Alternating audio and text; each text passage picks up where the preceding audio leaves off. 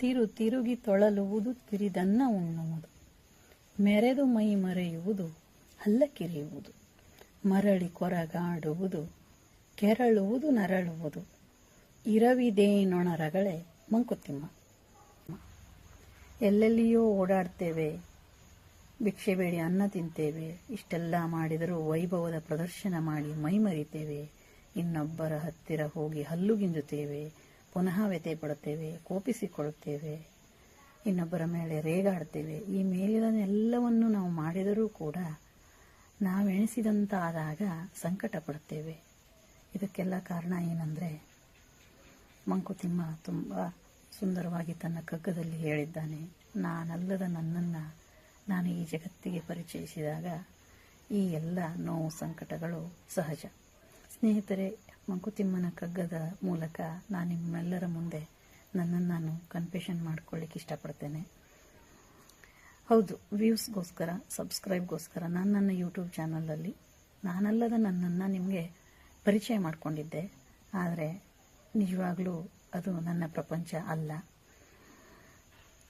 ಯಾಕಂದರೆ ನನ್ನ comfort zone ಅನ್ನೋದು ಪುಸ್ತಕ ಪ್ರಪಂಚ.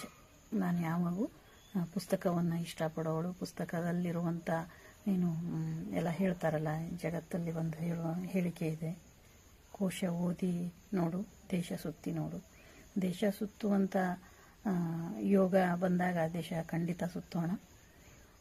ಆದರೆ ಕೋಶ ನನಗೆ ನನ್ನ ಜೀವನ ಸಂಗಾತಿ ಅಥವಾ ಆತ್ಮ ಸಂಗಾತಿ, ಆತ್ಮಸಖಿ, ಆತ್ಮಸಖ ಈ ಥರ ಏನಾದರೂ ಒಂದಿದ್ದರೆ ಅದು ಒಂದು ಪುಸ್ತಕನೇ, ಪುಸ್ತಕ ಪ್ರಪಂಚನೇ ನನ್ನಲ್ಲಿ. ಯಾವತ್ತಿಗೂ ನಾನು ಪುಸ್ತಕವನ್ನು ಪ್ರೀತಿಸುವಂಥವಳು. ಹಾಗಾಗಿ ನಾನು ಯೂಟ್ಯೂಬ್ ಚಾನಲನ್ನು ಶುರು ಮಾಡಿದ್ದು ಕೂಡ ನನ್ನಲ್ಲಿ ಇರುವಂತಹ ಒಂದು ಏನು ಪ್ರತಿಯೊಬ್ಬರಿಗೂ ಅವರದೇ ಆದ ಒಂದು ಕಂಫರ್ಟ್ ಝೋನ್ ಅನ್ನೋದಿರುತ್ತೆ. ನಾನು ಎಷ್ಟು ತಿಳ್ಕೊಂಡಿದ್ದೇನೋ, ಇದು ನನಗಿಂತ ಹೆಚ್ಚು ತಿಳಿದವರು ಎಷ್ಟೋ ಜನ ಇದ್ದಾರೆ. ಸಾಗರದಷ್ಟು ಇದರಲ್ಲಿ ನಾನು ಸಾಸಿವೆ ಕಾಳಿನಷ್ಟು ಅಂತ ನನ್ನನ್ನು ನಾನು ಈ ಮೂಲಕ ಹೇಳ್ತಾ ಇದ್ದೇನೆ. ಪುಸ್ತಕ ಪ್ರಪಂಚವನ್ನು ನನ್ನ ಒಂದು ಈ ಯೂಟ್ಯೂಬ್ ಚಾನಲ್ ಮೂಲಕ ನನ್ನಲ್ಲಿ ಒಂದಷ್ಟು ಪುಸ್ತಕಗಳ ಒಂದು ಸಂಗ್ರಹಣೆ ಇದೆ. ಒಂದು ಮಿನಿ ಲೈಬ್ರರಿ ಥರ ಇದೆ. ಅದನ್ನು ಪ್ರತಿದಿನ ಒಂದೊಂದು ಪುಸ್ತಕವನ್ನು ನಿಮ್ಮೆಲ್ಲರ ಮುಂದೆ ಪರಿಚಯಿಸುವುದು, ನನ್ನದೇ ಆದ ಒಂದು ರೀತಿಯಲ್ಲಿ ಪ್ರತಿ ಪುಸ್ತಕವನ್ನು ನೀವು ನೋಡಿ. ನಾನು ರಾಮಾಯಣವನ್ನು ಸುಮಾರು ಸಾರಿ ಓದಿದ್ದೇನೆ.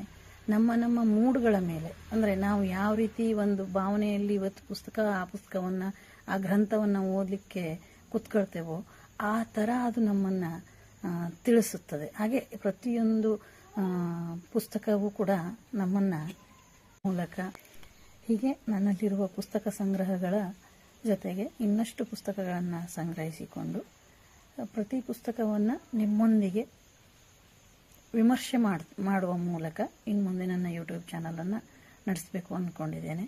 ಅದು ಒಂದು ಪುಸ್ತಕವನ್ನು ಓದುವುದು, ಅದನ್ನು ಅರ್ಥೈಸಿಕೊಳ್ಳುವುದು, ನನಗೆ ಅರ್ಥವಾಗಿದ್ದನ್ನು ನಿಮ್ಮೊಂದಿಗೆ ಹಂಚಿಕೊಳ್ಳುವುದು, ಜೊತೆಗೆ ನಿಮಗೂ ಏನಾದರೂ ಆ ಪುಸ್ತಕದ ಬಗ್ಗೆ ನಿಮಗೇನಾದರೂ ನನಗಿಂತ ಹೆಚ್ಚಾಗಿ ತಿಳಿದಿದ್ದು ಅಥವಾ ನೀವು ಆ ಪುಸ್ತಕವನ್ನು ಬೇರೆ ರೀತಿ ಅರ್ಥ ಮಾಡಿಕೊಂಡಿದ್ದರೆ ಅದನ್ನು ನೀವು ನನ್ನ ಜೊತೆಗೆ ಕಮೆಂಟ್ ಮೂಲಕ, ಹೀಗೆ ದಾರ್ಶನಿಕರು, ಕವಿಗಳು, ಲೇಖಕರು, ವಿಜ್ಞಾನಿಗಳು, ಸಾಧುಗಳು, ಸಂತುಗಳು, ಹೀಗೆ ನಮ್ಮ ಇತಿಹಾಸದಲ್ಲಿ ಬಂದು ಹೋದಂತಹವರು.